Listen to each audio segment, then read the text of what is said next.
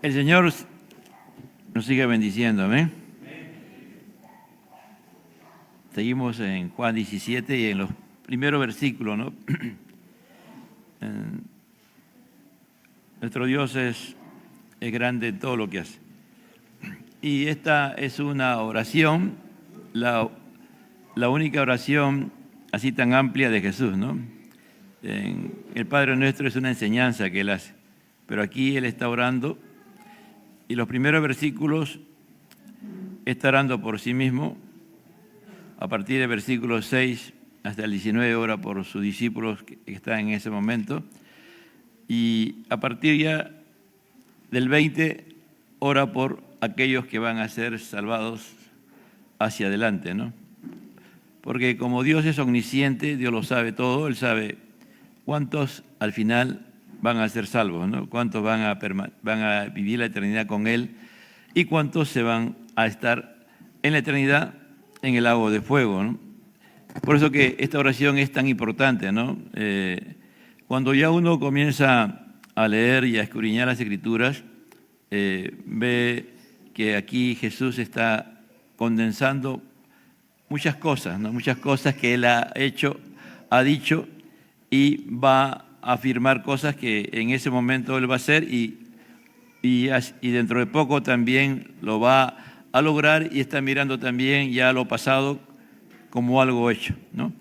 Padre, te doy gracias y te pido que tú nos enseñes y nos hagas entender por qué es tan importante esta oración, Señor.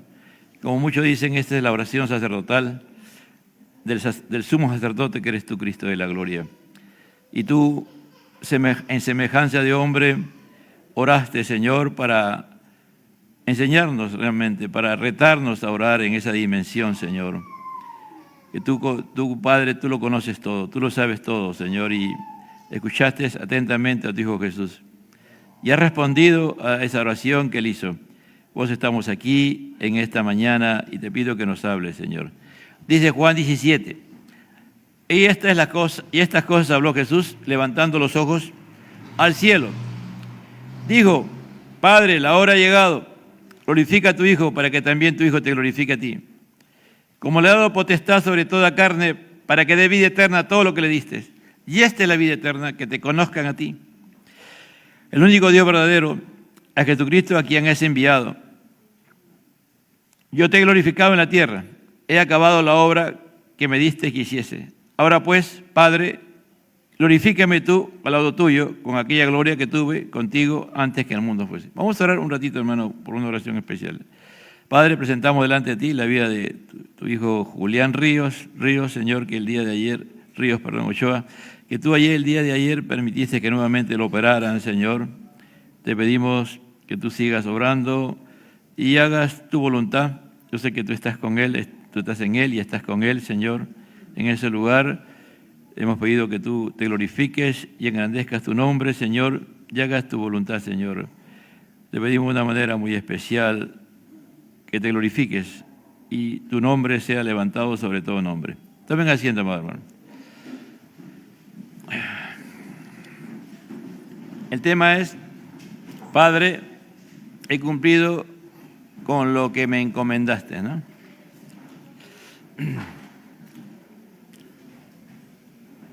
El versículo 4 dice, yo te he glorificado en la tierra, he acabado la obra que me diste que hiciese. Yo te he glorificado en la tierra. Es decir, todo lo que he hecho ha sido bajo tu poder,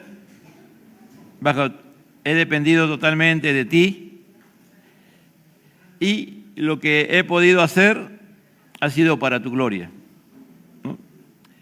Si nosotros lo miráramos a Jesús como Jesús, no dependiendo de Dios, también lo hubiese glorificado al Padre, ¿no? Porque sería ya el Dios pareciéndose al hombre, pero actuando como Dios. Pero aquí estamos hablando de Jesús encarnado, de Jesús sometido a las limitaciones de todo ser humano, pero con una gran diferencia, que Él dependió totalmente de su Padre y del Espíritu de Dios. Una dependencia total. en ningún momento dejó de depender del Dios Padre y el Dios Espíritu.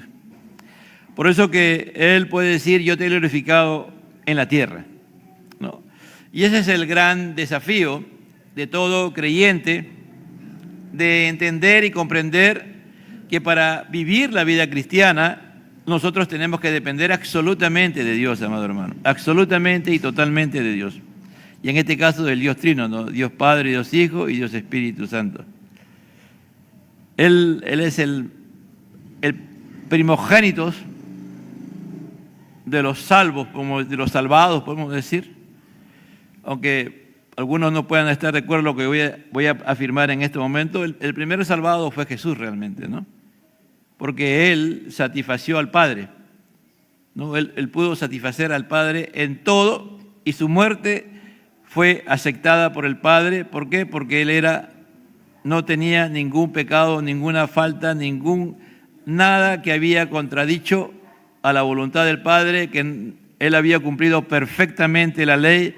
Él fue obediente en todo, Él vivió bajo la dimensión que debe vivir todo hijo de Dios, redimido por el poder de Dios y glorificado por Dios, ¿no? en que Dios se va glorificando.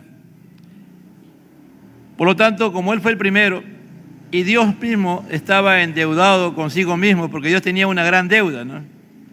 Una deuda con todo, con Él mismo. ¿Por qué? Porque todos los que Él había declarado salvos, todo lo que Él había declarado salvo solamente por creer en Él, faltaba lo más grande. ¿Cuál era?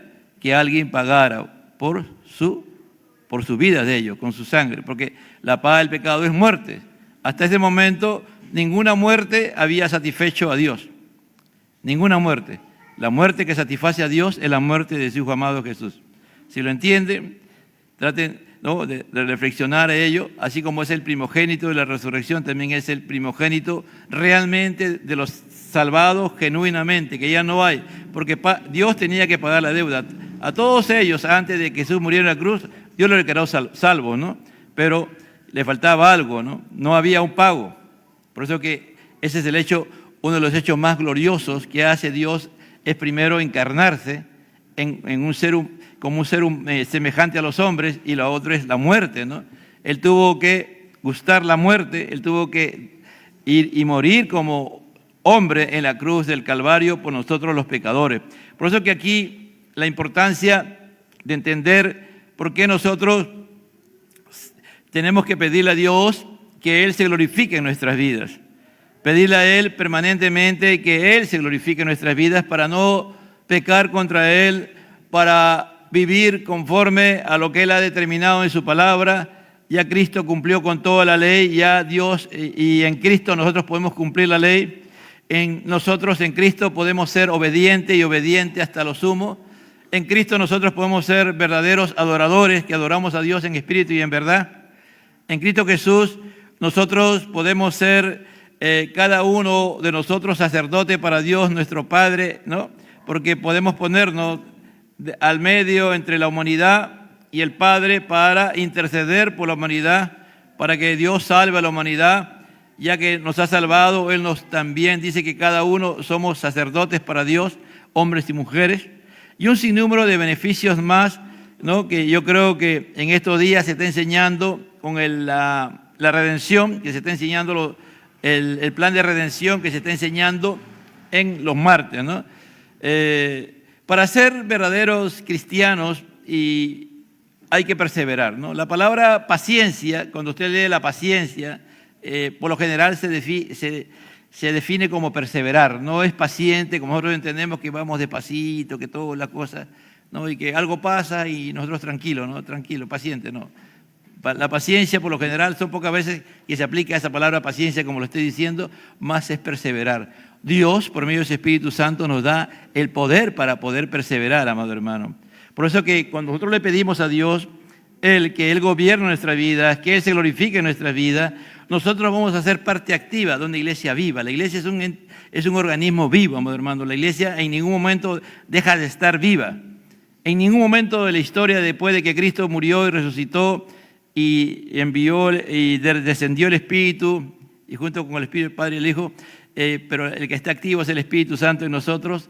la iglesia ha dejado de estar viva. En ningún momento, hermano. Puede haber sido el momento más oscuro de la humanidad, cuando el gobierno papal no perseguía y mataba porque se leía la palabra de Dios y cuantas cosas más, y en el nombre de Dios hacían masacres. La iglesia estaba viva, hermano.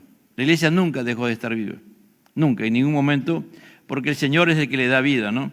Y ahora, en este tiempo, tenemos que tener esa claridad, ¿no? De que ahora más que nunca tenemos que pedirle al Señor que Él se glorifique en nosotros, que Él nos haga dependientes de Él, que nos sometamos totalmente de Él, que nos neguemos a nosotros mismos, que tengamos esa decisión de que Dios sea nuestro amo, nuestro dueño, nuestro Señor, la razón de nuestra existencia, porque si no, no vamos a poder enfrentar las cosas que se vienen. Si es que Cristo viene, gloria a Dios, nos vamos con Él, pero si Cristo no viniera, van a pasar muchas cosas muy fuertes que ya lo estamos viendo, ¿no? Estamos en septiembre y aún sentimos un frío hace muchos años no sentíamos tanto frío como esto, ¿no? Ya en septiembre por lo menos algo menos de frío había, pero esa es parte de el hombre que no tiene una buena administración de la casa grande, ¿no? Que es la tierra, ¿no? Es decir, no cuidamos la tierra nosotros, ¿no? No, cada vez contaminamos más la tierra, cada vez, eso es una de las cosas más ligeras que hay, pero más cada vez ofendemos a Dios, los seres humanos, ¿no? En nuestra nación y prácticamente en América, en Ecuador, ¿no? En Centroamérica, parte de Centroamérica, en México, hay una gran violencia, ¿no? Cada día se derrama sangre inocente, sangre de personas que ni siquiera saben por qué mueren, ¿no? Y por causa de la violencia, estamos como en los días de Noé, ¿no? Que eso está pasando. Y nosotros tenemos que pedirle a Dios que Él se glorifique en nuestras vidas, que Él no solamente esté con nosotros, sino que nosotros estemos en Cristo, que es distinto, ¿no? Hay muchos que están con Cristo, ¿no? Y le damos gracias a Dios por ello. Pero lo ideal de Dios no es que tú estés, Él esté a tu lado, Él te acompaña, no. El ideal de Dios es que nosotros estemos en Cristo Jesús. Por eso que la teología paulina trabaja mucho eso, ¿no? Pablo entendió muy bien esta parte, ¿no? Pablo entendió perfectamente lo que significaba que Dios se glorificara en los seres humanos, en los redimidos, en los transformados. Nosotros podemos anhelar, desear, querer, pero a la hora de que somos tentados, fácilmente cedemos y aquella supuesta gloria que tenemos ya no hay, ¿no? Porque somos nosotros centrados en nosotros mismos, como ya se ha dicho, ¿no? Uno de los grandes problemas de muchos de nosotros es que estamos muy centrados en nosotros. Y este mundo lo que hace es alimentar eso, ¿no? Este mundo alimenta permanentemente a que tú seas el centro, a que tú seas la razón de por qué vives, ¿no? Y es por eso que hay tan fácil, se puede manipular el día de hoy a la gente a través de las redes sociales, a través de las propagandas, a través de modas que hay, ¿no? Pero cuando tú y yo entendemos que tenemos que glorificar al Padre y que el Padre se tiene que glorificar en nosotros, podemos llegar con algunos, ¿no? Defectos, con algunas faltas y algunos pecados a veces, pero al final Dios se va a glorificar en nuestras vidas si dependemos de Él. Vamos a ver la gloria de Dios, porque lo que Dios quiere es que nosotros podamos ver su gloria permanentemente. Por eso que la obra de salvación de Jesucristo fue algo definido, específico y concreto, ¿no? Es decir, por eso dice, Padre, dice, he acabado la obra que me diste que hiciera. La obra de Dios a través de Cristo en la tierra fue una obra muy amplia, amado hermano. La obra de Jesucristo en su labor fue muy amplia, ¿no? Cuando tú y yo miramos la palabra de Dios, Él tuvo que cumplir muchas cosas que los hombres hacían. Y en todo lo que Él hacía, tenía que glorificar al Padre, ¿no? Aún desde el momento en que Él nació, ¿no? Allá hubo algunas cosas que sucedieron a los días que Él nació ya estaba siendo perseguido, ya lo querían matar, ¿no? Ya no querían ver a Jesús, Satanás quería desaparecerlo, pero Dios se tuvo que glorificar en sus padres, ¿no? Y llevarlo algo contradictorio, ¿no? A Egipto, ¿no? Prácticamente repitiendo la historia del pueblo de Israel, que salió de donde estaba y al final entraron a la tierra de Egipto y ahí estuvieron 430 años hasta que Dios los volvió a sacar para llevarlos ya como una nación. Jesús tuvo que ir nuevamente a Egipto, ¿no? Y ahí estar un tiempo hasta que pasó el momento en que tuvo que regresar. Es decir, toda la vida de Jesús en la tierra, Él fue un obrar de Dios en Él. Y Él mismo ya conscientemente, cuando a trabajar para lo cual Él había venido, ¿no? Él nació para morir, ¿no? Él nació para morir ¿en dónde? En la cruz del Calvario, ¿no?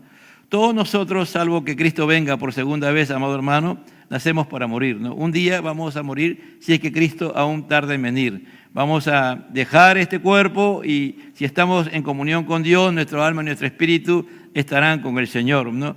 Hasta el día en que Cristo venga por segunda vez.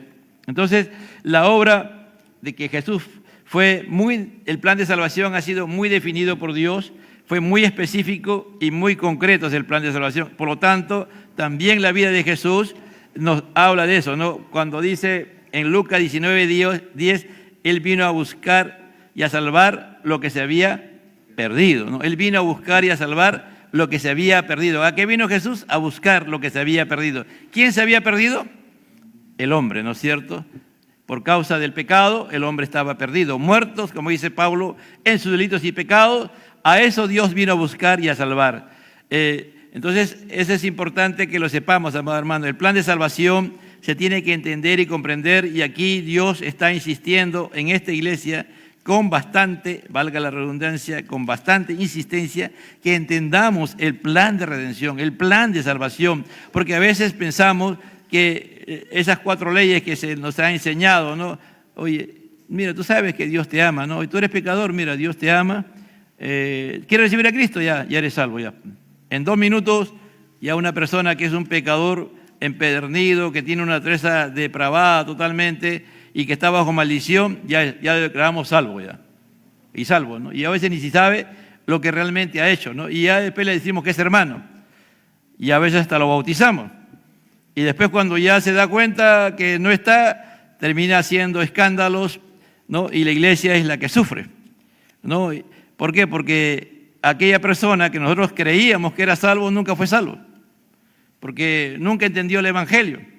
Como se leía hace un momento en la lectura de la palabra, ahí en el principio cuando estábamos leyendo, Pablo dice: amados, esta es la segunda carta que os escribo y en ambas despierto con observación vuestro limpio entendimiento. Mire, tremenda palabra que Dios habla a través de Pedro, ¿no? En Gálatas 4:4 dice: pero cuando vino el cumplimiento del tiempo, Dios envió a su Hijo nacido de mujer y nacido bajo la ley.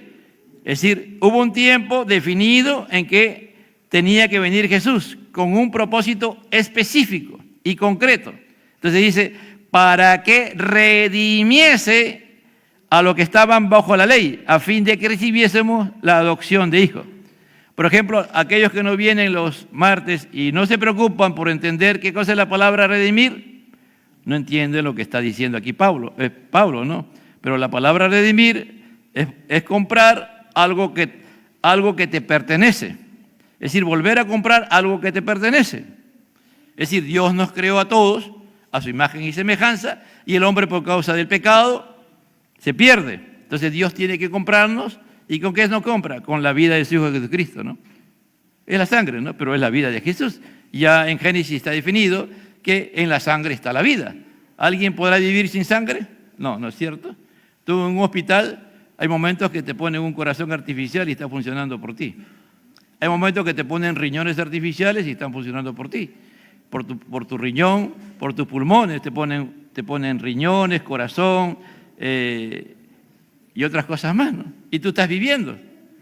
¿Hasta qué? Hasta el momento que te recuperas y nuevamente te conecta, ¿no? Pero aquí Dios nos da un nuevo corazón, una nueva vida, y eso Él lo paga ¿con qué? Con su sangre. Nos redimiese, dice, nos redime a los que estaban bajo la ley, porque todos nosotros estamos bajo la ley. ¿Cuál es la ley? La ley que Dios estipuló a través de Moisés y los primeros principios que están también en Génesis, que se ha mantenido. Entonces, cada hombre tiene que cumplir la ley. Entonces, al final, como no cumplimos la ley misma nos sanciona que estamos muertos para Dios. Entonces, vino Cristo, que cumplió con la ley, que satisfació la ley, que cumplió la obra de Dios, y a través de ello nos libera y nos salva. Nos libera del pecado, ¿no? Nos libera del pecado, del poder del pecado, nos salva y nos declara hijos de Dios. Dice, a fin de que recibamos la adopción de hijos de Dios. Por eso que este plan, esta obra que Jesús está diciendo, no, te he glorificado en la tierra y he acabado la obra que me diste que hiciese. Jesús está afirmando algo muy grande, amado hermano. Está diciendo, he cumplido con todo lo que tú me has dicho. Y Jesús está siendo tan claro en su afirmación, que no solamente está afirmando por lo que ha hecho hasta ese momento, sino por lo que va a hacer en la cruz del Calvario. Porque lo que él está pidiendo a Papá, dice, Padre, glorifícame. En el versículo 1, ¿no? Porque yo te tengo que glorificar a ti. Si tú no me glorificas a mí, yo no puedo glorificarte en la cruz. Tú tienes que glorificarme. Tú tienes que prepararme. Tú tienes que darme poder. Tú tienes que prepararme en toda la forma para que cuando tú me abandones en la cruz del Calvario, yo esté preparado para ese abandono tuyo. Porque tú me tienes que abandonar. ¿Por causa de qué? Por causa del pecado del hombre. Porque Jesucristo va a llevar el pecado de todos nosotros. Y el Padre lo va a abandonar. Entonces le está pidiendo, Padre, yo quiero que tú me prepares. Entonces dice, no, y el Padre va a cumplir con eso. Y dice, yo te he glorificado en la tierra. Vuelve a afirmar en el 4, he acabado la obra que me dice. ¿Cómo te he glorificado? Acabando la obra que me diste que hiciera. Eso que planificamos antes de la fundación del mundo. En ese consejo que tuvo el Padre, el Hijo y el Espíritu Santo, antes que existiera nada de nada, ellos pensaron en todo esto. El Padre planificó y le dijo al Hijo, tú te vas a encargar de la salvación del hombre. Tú vas a venir y te vas a encarnar. Tú vas a ser semejante a los hombres y vas a cumplir la obra. La obra no solamente de ir a la cruz, sino también de vivir como un verdadero hombre. Como un verdadero hombre sin pecado, ya que Adán fue el primero. Adán fue el primer hombre y tuvo las mismas características que Jesús tuvo en la tierra antes de pecar, ¿me entiende? Dios no le dio ni más ni menos, porque sería injusto decir que Dios le dio más cosas a Jesucristo en la semejanza de hombre que Adán. No, Él vino en las mismas condiciones que Adán, ¿me entiende? Él mismo en las mismas condiciones que Adán. Él era Dios, es verdad, pero nunca actuó como Dios. Él se sometió totalmente a la voluntad del plan de ese plan de redención, de este consejo, que había que alguien que satisfacer a Dios, que su sacrificio tenía que ser perfecto. Entonces, por eso que hubo tantas luchas en él, por eso que Satanás mismo automáticamente, él nace, lo quiere matar, ¿me entiende? Y cuando comienza su ministerio, lo primero que hace Satanás es tentarlo, y muchas veces lo tentó, pero en todo momento Jesús no cayó en ello. Entonces ahí es donde nosotros tenemos que pedirle a Dios, que Él nos haga entender qué cosas, por qué yo tengo que pedirle al Padre que Él se glorifique en mí. No, glorifícame, Señor, no, para yo glorificarte a ti. Yo no puedo por mí mismo hacer las cosas que tú me pides en tu palabra. Yo he fracasado, yo soy un hombre perverso, yo soy un hombre pecador, yo soy un hombre depravado, yo estoy bajo maldición sin ti, Señor. Y si tengo todos los beneficios que tengo, es por tu gracia. Porque por eso dice, por gracia soy salvo, por medio de la fe. No solamente es el acto en sí de morir en la cruz del Calvario. La salvación no solamente consiste en que Cristo muere en la cruz del Calvario por nosotros y ahí ya nos da vida eterna. No, la salvación consiste también en todas las cosas que Él nos da juntamente con ellos. Por eso que estamos estudiando en estos días, por ejemplo, lo primero que Dios va a hacer es engendrar una nueva creación en nosotros. Y se ha leído hace un momento en que hemos leído aquí ¿no? Cuando él habla también del nuevo cielo y nueva tierra, es porque va a haber una nueva creación, y el hombre también es nueva creación en Cristo Jesús. Entonces el hombre, al ser nueva creación, ya tiene comunión con Dios, pero eso Cristo tuvo que luchar por ello. Él tuvo que permanecer firme, en perseverar. Y por eso dice que él aprendió obediencia. Dice, ¿cómo es que si él es Dios, cómo aprendió? Es que en su naturaleza humana aprendió obediencia. Él sufrió por causa de nosotros y muchas veces con gran llanto. Entonces él, como digo, estamos afirmando, él vino a cumplir lo que Adán no pudo cumplir. Por eso que Pablo lo explica en Romanos. Cuando usted explica en Romanos capítulo 5, ahí habla del Adán antiguo y el nuevo Adán, que es Cristo Jesús. ¿Me entiende? Y Pablo lo explica. Por eso digo que Pablo pudo entender Dios lo usó a Pablo para entenderlo y explicarnos a nosotros las cosas que Jesús está afirmando aquí. Por eso que toda la palabra de Dios está atada, está amarrada, es decir, está conectada. Nada de la palabra de Dios está desconectada. Todo es un conglomerado perfecto, ¿me entiende? Y que si algo de ella, algo fuera de lo que está ahí, ya caigo, estoy fuera de orden, ¿me entiende? Ya soy yo el que estoy haciendo. Por eso que la única manera es, como volvemos a repetir, es estando en Cristo Jesús. Es decir al Padre, glorifícate en mí, hazme entender por qué tengo que morir yo, a mi yo. Como dice Pablo, ya no vivo yo, Cristo vive en mí. ¿Por qué mi yo tiene que morir? ¿Por qué? Porque nuestro yo es engañoso. Como decía el profeta Jeremías, engañoso y perverso es el corazón, más que todas las cosas, ¿quién lo conocerá? Y Jeremías era un profeta tremendo, hermano, que él exponía su vida cada vez que predicaba la palabra. Por eso que usted encuentra en el capítulo 20 de Jeremías, la crisis de Jeremías, ¿no? ¿Cómo es posible, Señor? Yo hago todo y en lugar de que me vaya bien, me va toda la cosa, todo el mundo viene contra mí. Y llega él hasta maldecir el día en que nació. Entra en una crisis profunda, pero al final dice, me sedujiste, Señor, y fuiste más fuerte que yo. Es decir, al final dice, tú me has convencido, Señor. Yo ya no puedo, yo tengo que aceptar que ese es el plan que tú tienes para mi vida. Tú así me has preparado, ahora yo soy y yo tengo que cumplir. No, eso cuesta a veces, hermano, con mucho dolor y sufrimiento, entender el plan de Dios para nosotros. Una de las cosas que a veces nosotros no miramos es como, por ejemplo, estamos en un bosque, ¿no? Y solamente nos quedamos mirando un árbol. Y ese árbol es fascinante. Nunca hemos visto ese árbol y tiene un montón de cosas ese árbol. Y al final sacamos conclusión del bosque en base a ese árbol. Ahí es un error, ¿no es cierto? Yo tengo que mirar todo el bosque para sacar la conclusión acerca de cómo es el bosque. Así es la palabra de Dios. A veces hay hermanos o creyentes que solamente se enfocan en una sola área de lo que es la palabra de Dios. Y ahí se quedan, y ahí dan vueltas. Y no miran toda la dimensión de lo que es el plan de redención que está en la palabra de Dios. De que por qué el Señor nos tiene que hacer nueva criatura. De por qué Él nos tiene que justificar. Por qué Él nos tiene que adoptar, ¿me entiendes? ¿Por qué a Él se le imputa todos nuestros pecados?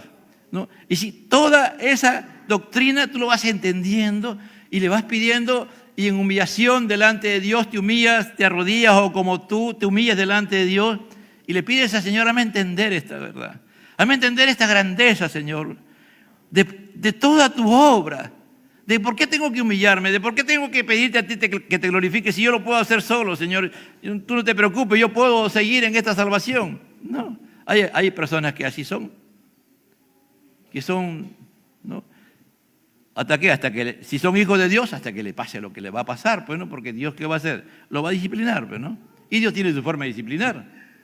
No es como nosotros, la iglesia, que tiene una forma y que Dios le ha dado facultades, ¿no? La disciplina de Dios, Dios es perfecto cuando te disciplina. Él sabe dónde tiene que tocarte y qué hacer para que tú reacciones. Porque si eres su hijo, Él no te va a dejar, Él no va a permitir que tú te pierdas, ¿me entiendes? Jamás. Y Él te va a disciplinar y Él te va a decir, por aquí tienes que entrar. ¿Por qué? Porque yo quiero que tú entiendas que tú tienes que glorificarme a mí. Y para que tú me glorifiques a mí, tienes que pedirme a mí que yo te glorifique. Tienes que pedir, así como mi hijo me pidió, glorifícame, Padre, para que yo te pueda glorificar. Es decir, humíllame, cámbiame, transfórmame, hazme dependiente totalmente de ti. Para que todo lo que yo haga no sea yo, sino tú. A veces, como se decía ahorita en la escuela bíblica, ¿no? Pensamos que este cuerpo es nuestro, hermano. Y este cuerpo ya no nos pertenece si somos hijos de Dios. Ya no, si somos hijos de Dios, ya no nos pertenece este cuerpo. Este cuerpo es de Dios, templo de Dios. La casa de Dios no es este lugar, hermano. Ningún templo que los hombres a veces construimos y decimos que es la casa de Dios. No, ninguno. Ahora somos nosotros. Por eso aquí Pablo le está diciendo. Por eso que la obra de salvación es algo concreto. Es específico. Es decir, no hay otra forma de llegar a Dios. Es la única forma de llegar a Dios es a través del plan de redención. Por eso que Jesús dice, he acabado la obra que tú me mandaste que hiciera. Como diciendo, ahora Jesús ha muerto, ha resucitado, ha descendido el Espíritu Santo y a través de ello todos aquellos que se arrepienten de su pecado y entienden su posición delante de Dios van y se someten al plan de redención, Dios comienza a glorificarse en sus vidas, amado hermano. No hay otra forma, ¿me entienden? No hay otra forma. Esto es, digan lo que digan, no hay otra forma. Que Santa Rosa, que un santo, o que, mira, Jesús vino ¿para qué? Para decirte cómo tú tienes que ser salvo y que tienes que hacer tales cosas. Hay personas que creen eso, hermano. Hay personas que creen que Jesús vino a la tierra para decirnos cómo ser salvos nosotros. ¿Y qué teníamos que hacer para ser salvos? No, hermano. La salvación es autoría de Dios. El autor es Dios. El que lo hace posible es Dios. No hay otra forma. Por eso dice, yo soy el camino, yo soy la verdad y la vida. Ahí está. Ese texto, ¿no? Lo está diciendo Jesús. Yo soy el camino. Yo soy la verdad. Yo soy la vida. Yo soy. Entonces, ¿por qué es necesario esta obra? ¿No? ¿Por qué es necesario esta obra? ¿Por qué es necesario este plan de redención? Por el pecado, pues. No podemos comprender la obra que se dio al Señor Jesucristo a menos que tengamos perfectamente claro el problema del pecado. Tenemos que conocer muy bien la doctrina del pecado y entender, amado hermano. Mire, Pablo mismo, ¿no? En Romanos 7 dice, miserable de mí, ¿no? Soy un miserable. He fracasado. Y entra en esa crisis. ¿Por qué? Porque él seguro en un momento determinado comenzó a usar los recursos de lo que sabía, ¿no? De su antigua vida, de la ley, de cómo él entendía la ley. Y fracasaba. Y fracasaba. Lo que quiero hacer, no hago. Y lo que no quiero hacer, eso hago. Y Pablo está diciendo, no está hablando de otro, él está hablando de él mismo, como también yo mismo estoy hablando de mí mismo en este momento. ¿Cuántas veces nosotros queremos hacer algo y terminamos haciendo todo lo contrario? Ahí estamos nosotros actuando. Ahí somos nosotros, ¿me entiendes? Ahí no está Cristo en nosotros. Ahí no está el Espíritu Santo. Ahí no está Dios soberanamente comprando nuestra vida. Nosotros tomamos control de nuestras vidas. Y tarde o temprano vamos a fracasar. Cuando era niño, una vez me subí, habían llegado a un lugar y habían derramado un volquete de vino y dejó arena, ¿no? Arena para tarrajear. Y me subí allá, corriendo subía y bajaba hasta que un momento no sé qué pasó y ¡pum! Aterricé. De cara, hermano, así. De cara. Vi estrellas, todo lo demás y después mi cara. Así muchos de nosotros estamos, hermano. Cuando no comenzamos a luchar contra Dios y queremos hacer las cosas de nuestra manera y nuestra forma. Hasta que no nos caigamos y veamos nuestra realidad, ¿no? Ahí recién queremos hacer lo que Dios quiere que hagamos cuando ya es tarde, porque lo que está haciendo Dios es disciplinarnos. Y Él te va a levantar, sí, te va a levantar, porque eres su hijo. Te va a levantar, pero te va a costar y no te vas a olvidar de esa caída, ¿me entiendes? No te vas a olvidar porque Dios permitió que tú fueras hasta ahí. Al comienzo te advirtió y te advirtió y te advirtió hasta que ya dijo, ya no, este es necio, este es terco, este es rebelde, pero es mi hijo. Voy a trabajar con él. Y Dios lo va a hacer. Esa es nuestra naturaleza pecadora, hermano. Tú miras a un niñito, a un bebé, y tiene actitud y dices, ¿pero por qué? Desde que nacemos somos así. Somos así. Esa es nuestra naturaleza caída.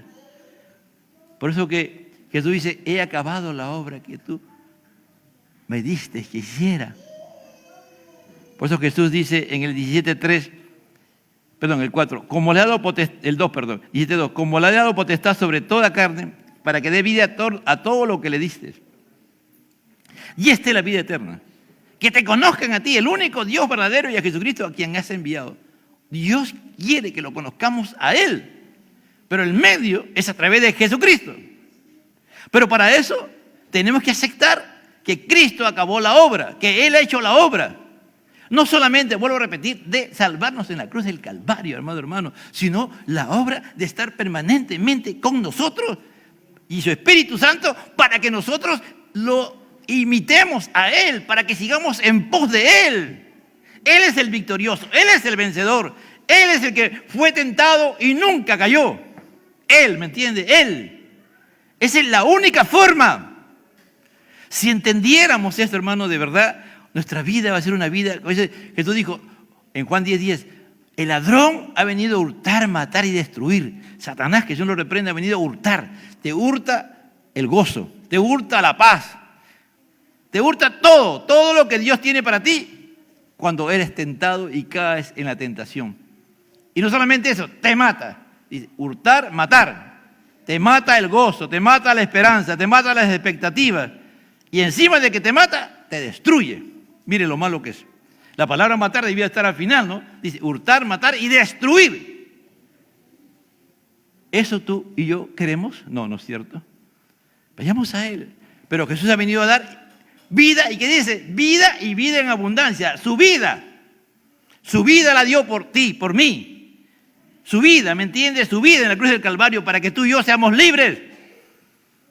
Él tomó y resucitó el tercer día. Y ahora esa vida, cuando somos redimidos, somos salvados por Dios, esa vida viene sobre nosotros. Es verdad, el Espíritu Santo es el que está activo, pero ¿a qué vida estamos imitando? ¿A qué vida estamos siguiendo? A la de Cristo. Pero en pecado no se puede. Cuando hay pecados, cuando hay actitudes. Bueno, nosotros podemos leer la palabra de Dios y ver cosas hermosas acerca de Dios. Y bellas acerca de Dios. Y nos podemos quedar ahí meditando y reflexionando, subir al cielo y bajar al cielo. Pero eso no pasa nada si no entendemos, primero, que tenemos que morir a nosotros mismos. Que para que eso, que es tan glorioso y grandioso, que se ve principalmente en el Antiguo Testamento, en los Salmos y en las lecturas que hay, cosas gloriosas que se habla acerca de Dios Padre, Dios Hijo, Dios Espíritu, pero principalmente de Dios como Jehová, para entenderla y vivir en esa dimensión, tenemos que estar nosotros en el plan de redención, entender la obra que Cristo vino a realizar por cada uno de nosotros. Porque Dios es santo, amado hermano. Por lo tanto, Él quiere que nosotros nos reconciliemos con Él. Por eso que Él ha enviado a su Hijo. El plan de Dios a través de la redención, uno de sus primeros objetivos es reconciliarnos con Dios. Porque estamos lejos de Dios. ¿Cómo se podía seguir siendo justo y a la vez el que se justifica? ¿No? Si nosotros somos pecadores. ¿Cómo podíamos en el Antiguo Testamento, ¿no? Dios justificar si no había habido pago por el pecado, ¿entiendes? Por la fe, ¿no? Está bien. Dios lo determinó de esa manera, pero Dios no se podía negar a sí mismo, por lo tanto Dios no podía ser injusto, Dios es inmutable, no cambia. Porque si Él salva a alguien, porque le dice, bueno, yo te quiero mucho, Dios, mira, tú eres buena gente, Dios. Tú eres lo máximo, Señor. Así hay gente, no, Dios es bueno, no se preocupe, no, Dios es bueno. No pasa nada, tranquilo nomás, no pasa nada. No, sí pasa, hermano. Si pecamos, muerte.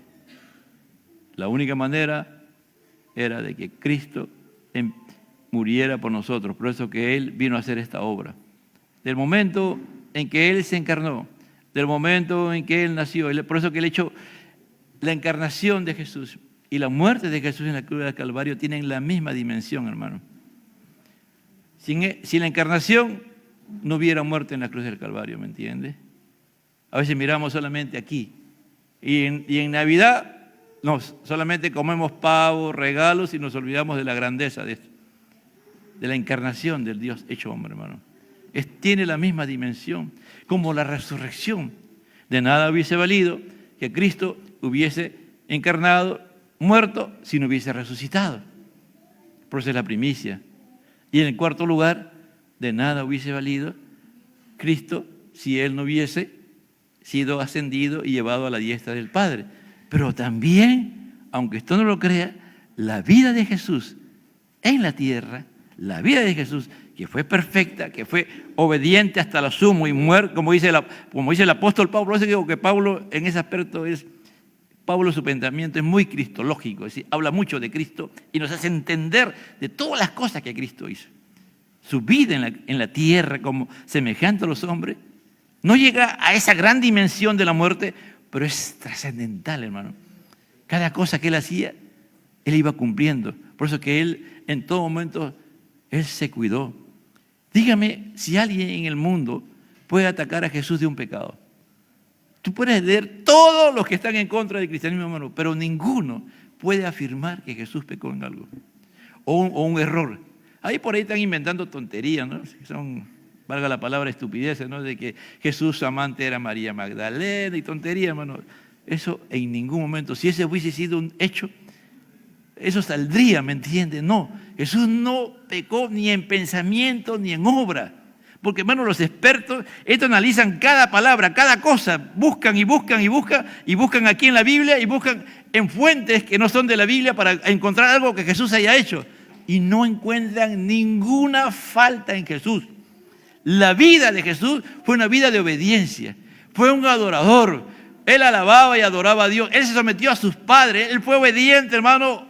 Cuando su mamá le dice, aún comenzando el ministerio, dice, oye, mira, hay problemas con el vino. No le dice, convierte el agua en vino, no le dice. Soluciona ese problema, le dice, ¿no? Si tú lo parafraseas, lo que María le dice, se acabó el vino. ¿Y Jesús qué hizo? Agarró y convirtió el agua en vino. Y fue la primera señal. Estaba ahí glorificando el Señor, que estaba glorificando el matrimonio, que fue un acto supremo de Dios, un acto divino de Dios, el matrimonio, es decir, la familia, que después surge como consecuencia del matrimonio. Jesús estaba bendiciendo, diciendo, este es el plan de Dios. ¿Por qué? Porque todos nosotros, de una u otra manera, en casi todos, muy pocas personas no viven en una familia. Así sea una familia disfuncional, que tiene problemas, vivimos en una familia. Entonces Jesús vino y vivió, hermano, y Él sufrió limitaciones, hambre. ¿Te imaginas cómo habrá sido esa caminata de María y José caminando en el desierto para llegar a Egipto? Como en un lugar donde José no podía prácticamente, si trabajó o no trabajó, no sabemos qué hizo ahí. Por eso que cuando los sabios del oriente llegan, le traen especies, le traen incienso y le traen oro. Con eso dicen algunos que esas cosas llevó José y esas cosas vendió y después con eso se mantuvo ahí. Él estuvo exiliado, como muchas personas hemos estado, al día de hoy están exiliados en el mundo, hermano. Ahora no podemos decir jamás, hermano, se lo digo en el nombre del Señor, jamás, que a nosotros no nos va a pasar lo que le ha pasado a los venezolanos, hermano. Eso si Dios lo programa, nos puede pasar también a nosotros, ¿me entiende? Que un día vamos a tener que salir caminando del Perú a otro país. ¿Me entiende? Jamás los venezolanos pensaron en su mente que eso iba a pasar con ellos, nunca. Pero cuando nosotros nos violentamos el nombre de Dios y no aceptamos este plan de redención de Dios y no aceptamos los planes de Dios, nos puede pasar lo mismo. Tú mira Europa, mira África, todo el movimiento de gente, mire, ya los españoles no saben qué hacer con tantos, no sé de qué país están llegando. Cantidad. No saben qué hacer, hermano, la cantidad de inmigrantes que están llegando a Europa, de otros países donde hay hambre, donde hay guerra, donde hay escasez. Nadie puede decir eso. ¿Cuál es la única garantía? Creer en que esta obra fue perfecta, que la obra que hizo Jesús, la hizo para que tú y yo lo imitemos a Él, cómo podemos vivir acá en esta tierra, ¿me entiendes? Tú quieres ser y ser de bendición. Imitemos a Cristo. ¿Y cómo podemos imitar a Cristo? Conociendo su palabra. ¿Y cómo yo puedo conocer su palabra? Pidiéndole al Espíritu Santo que me haga entender su palabra. Y al entender su palabra, pedir al Espíritu Santo, glorifícate, Padre, a través de tu Espíritu, y hazme entender tu palabra y vivir tu palabra. ¿Para qué? Para que yo pueda cumplir lo que tú has determinado para mí en esta tierra. En tercer lugar, era una obra que Cristo mismo debía de hacer, por lo que pudo hablar de ella como si se convirtiera como algo hecho. Es decir, el único que podía hacer esta obra era Cristo, hermano. No había otra manera de hacerlo. Entonces, la vida, la encarnación, la vida, la muerte y la resurrección de Jesús tuvieron como propósito eso. No solamente se trata de que el hombre conociera ciertas cosas acerca de Dios, era preciso hacer algo para alcanzar la comunión entre ambos. Es decir, no solamente es de que el hombre conociera, no. Cristo es el modelo, es el ejemplo de la comunión con Dios. No hay nadie más perfecto que tuvo comunión con Dios.